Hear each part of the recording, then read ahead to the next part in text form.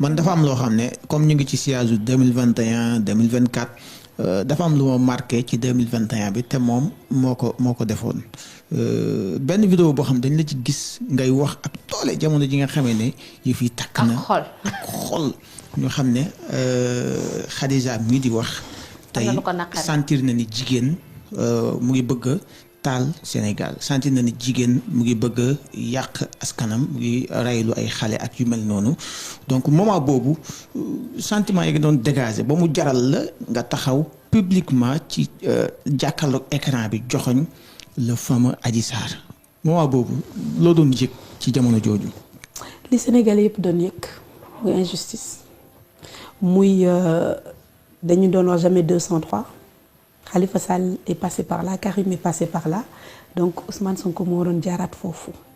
et que li ñu utiliser woon nekk lu ñaaw jigéen te ma doon jigéen waruñu nangu tey ñun ñu instrumentaliser sur loo xam ne dafa am solo si ñun muy viol. le viol dañu xeex pour mu nekk ñu criminaliser ko. ñu war ko tey di fowee di ko utiliser pour abattre des hommes politiques parce que tout simplement ils dérangeaient. defe naa Sénégal période boobu c'était la chose la mieux partagée c'est-à-dire damay wax toujours sama làmmiñ la ko yàlla jaarale. man tamit dama nekk koo xam ne man lépp lu ma nekk dama siy dem ba jeex sans retenue sans calcul su ma jàppee ni li may xeex dama ko gëm te dëgg la je me mets devant je n'ai pas peur de le faire je me bats pour mes convictions et à ce moment précis j'étais convaincue que li taxoon ma génn di wax di xeex li tax sénégalais yi génnoon di xeex c'était la vérité te def naa quelques années plus tard et même à l'heure d'aujourd'hui sénégalais yi xam nañu ni suñu taxawul woon keroog suñu dëggalul woon suñu bopp keroog ñun jigéen ñi suñu jëkkul woon génn parce que nag Pastef ñu ci jëkk tëj ay jigéen lañ c'était nous les 17 Linguère on s'est battu bec et ongle pour protéger projet bi nga xam ne dañ ko gëm mais leader bi nga xam ne tey dañu jàpp ni c'était une chance et c'est une chance pour l'Afrique parce que dama jëlale Sénégal kon nag man maa mënul woon nangu ñu toog di seetaan vous savez man sama gëm-gëm dans la vie mooy nit lépp loo toll am ci taxawaay bi nga ci war a am bu weesoo day jeex nettali bi mooy des ñu koy waxtaanee tey mais si c'était à refaire demain dama koy defaat parce que jàpp naa ni nit bu la yàlla boolee ci génération wala mu boole la ci bërëb lenn di fa xew da nga am rôle boo ci jouer soit da ngay nekk acteur wala nga nekk spectateur je n'ai jamais été un spectateur dans ma vie dans toute chose nag lu ma mës a nekk moo xam ci engagement associatif moo xam si leneen ak leneen moo xam ci politique bi ma nekk damay taxaw dëggal sama bopp ci li ma xalaat li ma gëm personne ne peut m'influencer lépp lu may def dama ko def ak conviction donc ce jour-là je me rappelle mon fils était malade oui mais gëm-gëm bi ma gëm ni dama waroon nekk keroog ci terrain bi ci front bi fi mu mettee pour wane ni lii ñu d'accord ñu ci nga bàyyi sa doom bu feebar waaw ma bàyyi ko tey jii su may dellu ginnaaw je me demande est-ce que mesurer woon naa danger bi je l'ai mesuré mais je me devais d'être là et je ne regrette absolument rien de ce que j'ai fait parce que jàpp naa ni je devais être là jàpp naa ni on devait défendre li nga xam ne dañ ko gëm mooy suñu projet politique mooy suñu leader te à chaque fois que le Sénégal aura besoin man de Khadija Mahécor je serai là et devant je ne joue jamais les seconds rôles en général je préfère faire partie des gens qui sont devant qui assument et su jàllee nettali bi mooy des lu ma gëmul nag jàppoon ne tey comme ni ngeen en tant que jigéen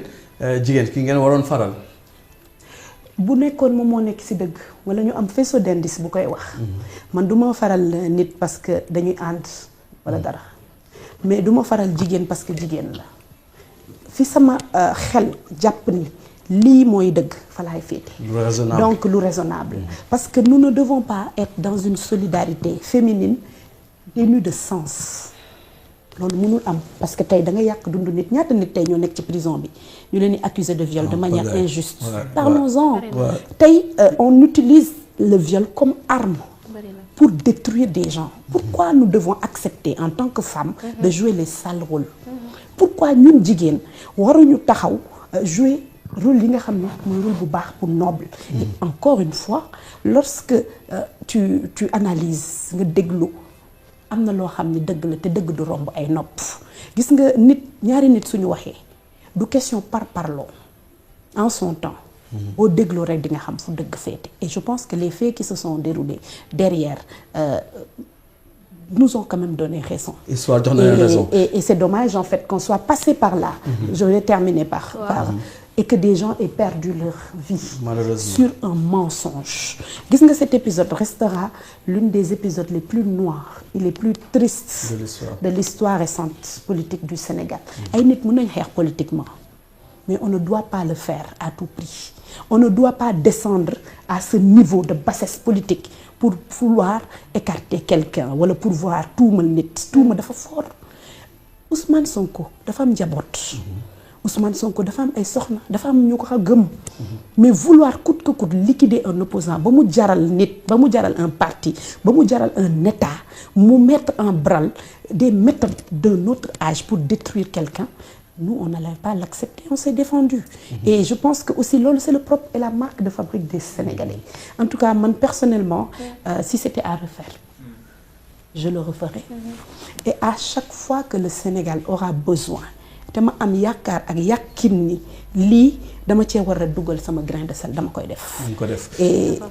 c'est ça aussi ma personnalité. lan leen fal par rapport ak président Abdoulaye Wade président Macky Sall seen premier mandat. Juróom-ñaari at la yéen ngeen am juróomi at def ngeen déjà 1 an jàpp ñu bari jàpp nañu sax 30 ans de grâce bi doy na léegi est-ce que dañuy topp rek voilà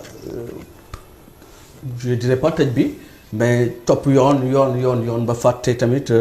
tey dëkk bi metti na. mais kuñ topp ñu yoon kese. C'est peut-être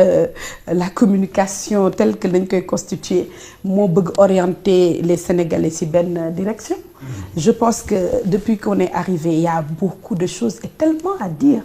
yoo xam ne suñ ko tegee waxtaanee ko Sénégalais yi comprendre gis. Aujourd'hui li may wax toujours mooy le premier gain politique bi nga xam ne am nañ ko Sénégal mooy doo ñu génnee on n'a plus les chars de combat dehors. Est-ce que vous vous rappelez en décembre 2023? man kay dama instant bi nii xam naa ne police ak gendarmerie moom dañuy naan alhamdulilah. loolu moom. Est-ce que vous vous rappelez le nombre d'emprisonnements yu ñu doon dund? Est-ce que vous vous rappelez les Free diw Free Diomaye Free Nangam? Est-ce que vous vous rappelez yéen journalistes yi bu ngeen toogaan ci plateau yi di wax da ngeen di mesurer seen ay mots da ngeen di xalaat boo leen di génn seen waa kër yi di leen naan ay. xamal la ngay wax yow booy génn sax da ngay dem plateau on te dit est-ce que booy di nga ñëwaat. Donc il faut aussi que ñuy mesurer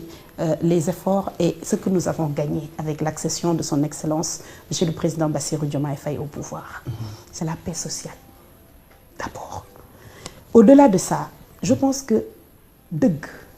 bi feeñ sur nos comptes sur l'état de nos finances publiques sur li nga xam ne tey jusqu'à tey je pense que ça va faire 1 an bientôt le gouvernement paye les salaires de la situation et la morosité ak li nga xam ne am na ñun ñëpp ñoo ko constaté. On ne peut pas aujourd'hui dire que on a hérité d'un pays facile on a hérité d'un pays comme le dit le Premier ministre boo xam ne yàq bi egg na foo xam ne c'était insoupçonné et pourtant on arrive aujourd'hui à tenir encore et à proposer des ruptures et des solutions. Tey on commence à repositionner les Sénégalais au cœur du projet politique de ce mandat. Tey waxatuñu ay par exemple la mer damay jël les contrats halieutiques dañu jël ko jox ko ay yeneen dëkk tey waxatuñu des contrats yoo xam ne kenn mënul comprendre lan moo ci am tey on parle aujourd'hui de nos ressources nan la ñuy def ba gën a négocier waat pour mun a am en fait des ressources qui profitent aux Sénégalais. Je pense que c'est des ruptures fondamentales tey je pense que avec malgré sax laay wax la difficulté le président de la République et son gouvernement quand même les paysans bor bi ñu leen ameloon fay nañ ko tey pourtant subventionné nañ engrais bi de manière équitable loo xam ne amu fi woon tey am na des projets structurants yoo xam ne c'est les fondations du développement la ñuy teg le projet des autoroutes de l'eau c'est des choses yoo xam ne véritablement dafay ñëw servir la vision tey on a décliné au bout de 6 mois de gouvernance ñun ban direction la ñu bëgg a dem dans les années qui viennent quels sont les paramètres sur lesquels nous voulons semer mettre en fait les fondations pour un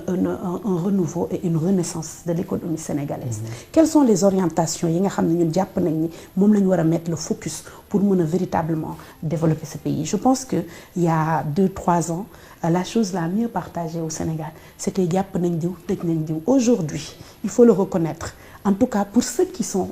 objectifs. Je pense qu'au bout de 6 mois le gouvernement a décliné en fait son plan sur les 25 prochaines années def son premier paquet sur les 5 prochaines années de 2025 à 2030 qu'est-ce que nous voulons faire réellement pour développer le Sénégal si yenn paramètres lañ bëgg a agir et pour moi c'est aujourd'hui ça aussi les fondations yi nga xam ne loolu lañ mën a basé wu après quand j'entends certains me dire waouh il faut qu'au bout d'un an qu'on trouve des solutions qu'on règle tout mais attention je pense que dinaa ko jiw tey lu mu tudd sax olof bi lu mu koy wax dina ko ñor tey mu ñor tey ma mooñ ko tey est-ce que du situation bi tamit fi mu toll la maanaam sénégalais yaakaar bi nga xamante ni am nañ ko surtout ci ñi nga xamante ni tey jii fal nañ leen quand même mais je pense que yaakaar bi ñu am li ñuy wone li ñuy wax ku la jox ndekki bu la diggee añ di nga ko gëm léegi ndekki li lan la waaw ndekki bi mooy d'abord xam nga tey boo bëggee defar réew waaw dafa am ay piliers fondamentaux yoo xam ne da nga ko ciy teg mënoo defar réew si dëng et je pense que nous avons érigé la bonne gouvernance en règle et aujourd'hui lépp li ñuy def en termes d'audit et de transparence dafay ñëw servir cette cause aujourd'hui tey suñu waxee en termes économiques dañuy redéfinir en fait nos projets prioritaires vers quoi les Sénégalais ñun fa la ñu yaakaar ni foofu la ñuy orienter en fait seen ay xaalis bi ñuy dénk parce que un budget xaalis la bu Sénégalais yi dénk dajale dénk la ko un pouvoir baat la bu la Sénégalais yi jox nga mën a dem lépp à leur nom quel type d'infrastructure de projet et de